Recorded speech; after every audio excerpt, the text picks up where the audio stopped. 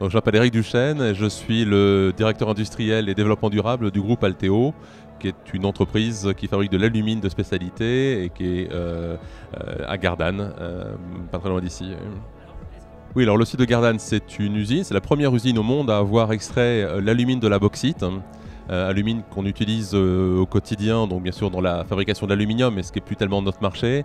Mais par contre, vous allez le retrouver dans tout ce qui est céramique, par exemple le carrelage, mais les céramiques plus techniques dans les véhicules, les filtres à particules, dans les écrans de smartphones également.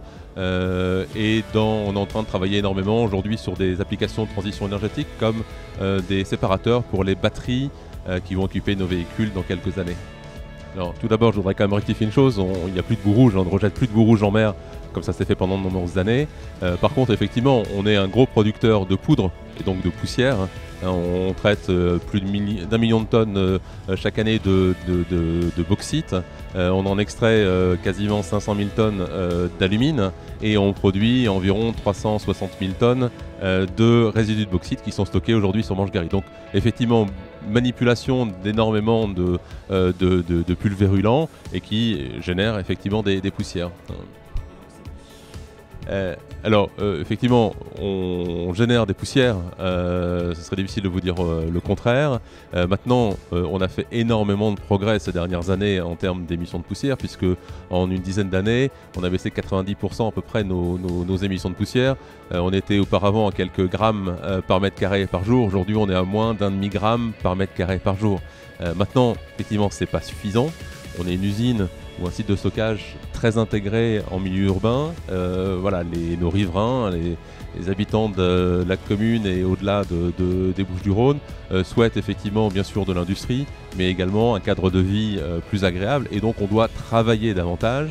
Et la difficulté qu'on a, c'est que pour aller chercher le demi-gramme qui nous manque, les techniques habituelles on les a mises en place, donc filtration, choses comme ça. Maintenant, il faut aller s'attaquer aux sources diffuses d'émissions de poussière. Et là, ce qui nous manque, c'est la mesure.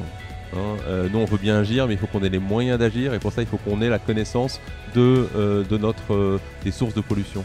Et donc, on a mis en place récemment des capteurs donc de la société Terra, des IPM, qui nous permettent, contrairement aux mesures qu'on a une fois tous les 15 jours, d'avoir en continu, toutes les minutes, des mesures de poussière. Ce qui nous permet effectivement de voir des choses qu'on ne voyait pas auparavant.